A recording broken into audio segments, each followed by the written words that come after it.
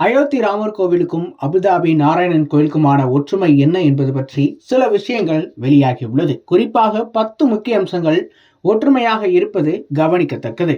முதல் விஷயமானது, இந்த கோயிலானது அபுமுரைக்கா பகுதியில் அமைந்துள்ளது. இந்த கோயிலை கட்டுவதற்கு ரூபாய் 700 கோடி செலவாகியுள்ளது. ராஜஸ்தான் மாநிலத்திலிருந்து கற்கள் கொண்டு வரப்பட்டுள்ளன. அதே போல வெள்ளை மார்பிள் கற்கள் இந்தியாவிலிருந்து கொண்டு செல்லப்பட்டு அவை ஐக்கிய அரபு நாட்டில் வைத்து அசம்பிள் செய்யப்பட்டது. இரண்டாவது விஷயமானது, அபுதாபி இளவரசர் ஷேக் முகமது பின் சையது அல் நஹ்யான் என்பவர் 13.5 ஏக்கர் நிலத்தை நன்கொடையாக கொடுத்தார். இந்த நிலம் 2015ஆம் ஆண்டே அன்பளிப்பாக கொடுக்கப்பட்டு விட்டது.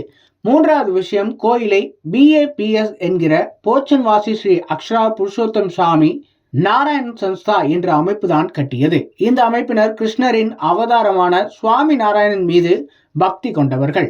நான்காவது விஷயம், இந்த கோவில் வேத கட்டடக்கலை மற்றும் சிற்பங்களால் வடிவமைக்கப்பட்டது. கோயிலில் உள்ள 7 ராஜகோபுரங்களும் ஐக்கிய அரபு அமீரகத்தை குறிக்கிறது.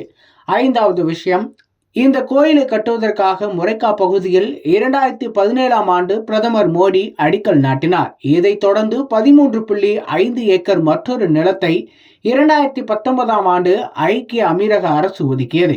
ஆறாவது விஷயம், இந்த கோவிலில் வழிபாட்டுக்கூடம், அழகிய நந்தவனம், பார்வையாளர்கள் மையம் உள்ளிட்டவை உள்ளன.